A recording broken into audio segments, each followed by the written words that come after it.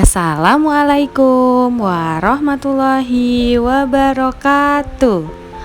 Bagaimana kabarnya hari ini anak-anak? Ibu berharap anak-anak dalam keadaan sehat, baik, dan siap belajar ya pada hari ini. Hari ini kita akan belajar tematik.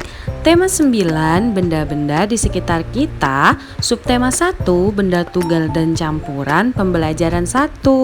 Apakah anak-anak sudah siap belajar pada hari ini?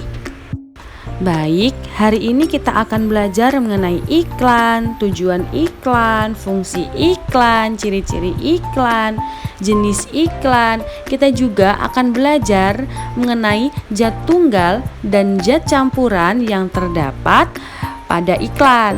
Nah, anak-anak sering ya menjumpai iklan di media elektronik ataupun media cetak. Media elektronik seperti di TV. Pasti anak-anak sering ya menjumpai iklan-iklan yang ada di TV. Nah, sekarang ibu guru mau tanya, apa sih itu iklan? Ada yang tahu iklan itu apa? Ya, betul sekali.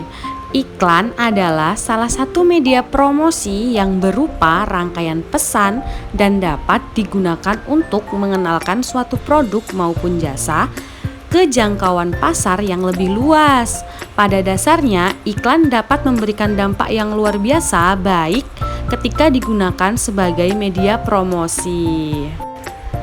Iklan memiliki tujuan tertentu. Nah, tujuan iklan diantaranya ada membangun citra perusahaan, meningkatkan angka penjualan perusahaan, dan mempromosikan suatu produk atau jasa tertentu.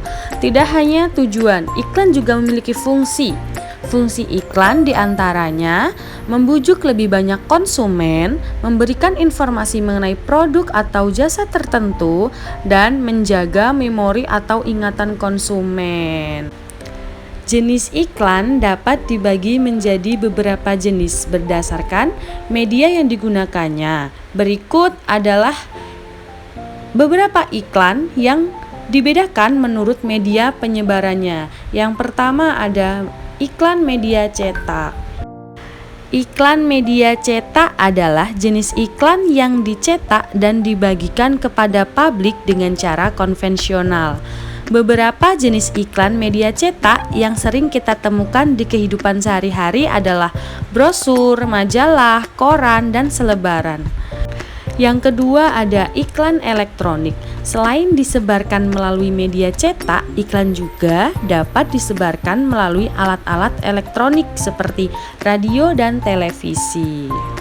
Jenis iklan berdasarkan isi pesannya. Iklan penawaran.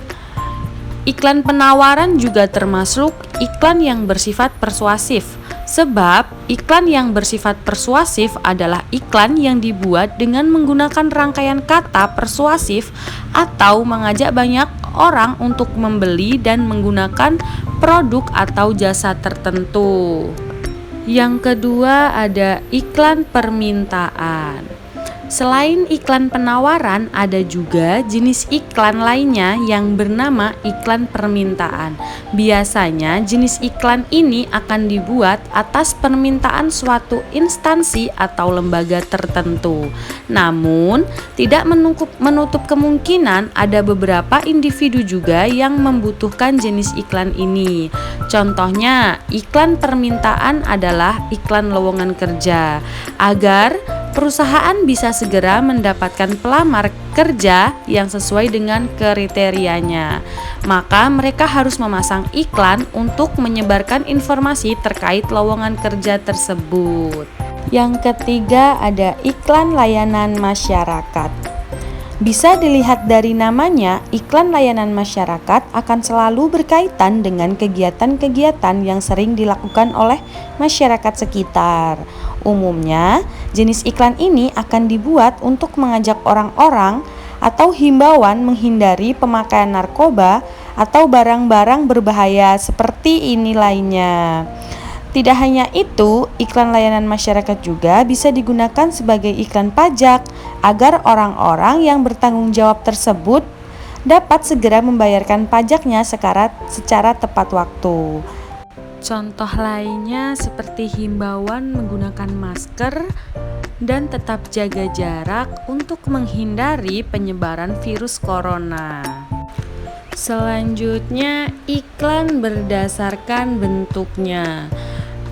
Yang pertama ada iklan baris. Iklan baris adalah iklan yang akan dimuat di media cetak dengan mempertimbangkan panjang kalimat yang ada di dalamnya. Jadi, iklan baris biasanya tidak akan berisi rangkaian kata yang terlalu panjang. Dengan begitu, para pelaku usaha yang akan menggunakan jenis iklan ini harus membuat rangkaian kata yang jelas, padat, dan singkat. Kemudian ada iklan spot. Biasanya iklan spot harus dibuat dengan menggunakan gaya bahasa yang persuasif serta komunikatif. Hal ini terjadi karena iklan spot hanya akan tayang di TV atau radio secara singkat. Jadi, orang-orang juga harus memahami secara jelas tentang isi iklan tersebut. Jenis iklan yang ada di internet. Iklan online adalah jenis iklan yang akan disebarluaskan melalui media internet. Iklan-iklan yang ada di media sosial, mesin pencarian, website, dan media internet seperti ini lainnya dapat disebut sebagai iklan online yang menjanjikan. Jadi, pelaku usaha bisa mencoba untuk membuatnya sendiri. Nah, di sini Ibu punya contoh iklan yang sering anak-anak jumpai. Ada di media elektronik atau media cetak. Di sini ada iklan teh pucuk harum. Coba temukan 3 informasi penting yang terdapat pada iklan tersebut. Yang kedua, tuliskan prosedur pembuatan produk yang ada pada iklan tersebut. Yang ketiga, simpulkanlah informasi yang terdapat dalam iklan tersebut. Nah, sekarang Ibu mau tanya, pada iklan tersebut dijelaskan atau tidak prosedur pembuatan teh pucuk harum? Ya, tidak dijelaskan ya. Nah, dapat disimpulkan bahwa teh pucuk harum merupakan zat campuran. Oke, apakah anak-anak tahu apa itu zat tunggal dan zat campuran?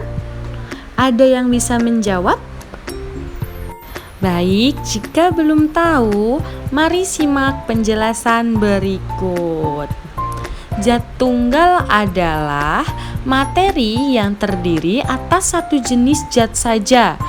Beberapa contoh zat tunggal adalah air, garam, gula, kayu, dan emas 24 karat. Zat tunggal dibedakan menjadi 2, yaitu unsur dan senyawa. Sedangkan zat campuran adalah gabungan dari beberapa zat tunggal. Contoh zat campuran adalah sebagai berikut. Ada stainless steel, campuran homogen dari besi dan nikel. Yang kedua ada udara. Udara yaitu campuran dari homogen dari berbagai gas diantaranya oksigen dan nitrogen. Yang ketiga ada air kopi hitam, campuran heterogen antara air dan kopi. Yang keempat ada sirup. Sirup yaitu campuran dari homogen antara gula, air, dan perisa. Yang kelima ada minyak goreng. Minyak goreng merupakan campuran dari ester, asam lemak, dan glikosol. Nah, zat campuran juga dibedakan menjadi 2, yaitu homogen dan heterogen. Coba perhatikan gambar berikut. Di sini Ibu punya gambar dapur. Coba anak-anak perhatikan. Temukan 2 barang yang termasuk zat tunggal dan 3 barang yang termasuk zat campuran yang ada pada gambar dapur tersebut. Kemudian berikan alasanmu kenapa disebut zat tunggal dan kenapa disebut zat campuran. Yang kedua ada pertanyaan, kenapa minyak goreng merupakan zat campuran? Berikan alasanmu dan diskusikan dengan kelompokmu. Oke, selamat mengerjakan dan tetap semangat untuk belajar. Tidak terasa ya, pembelajaran pada hari ini sudah selesai. Ibu ucapkan terima kasih dan semoga bermanfaat.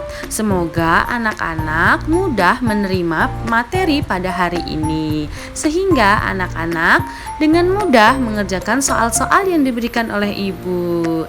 Ibu akhiri, wassalamualaikum warahmatullahi wabarakatuh. Sampai jumpa.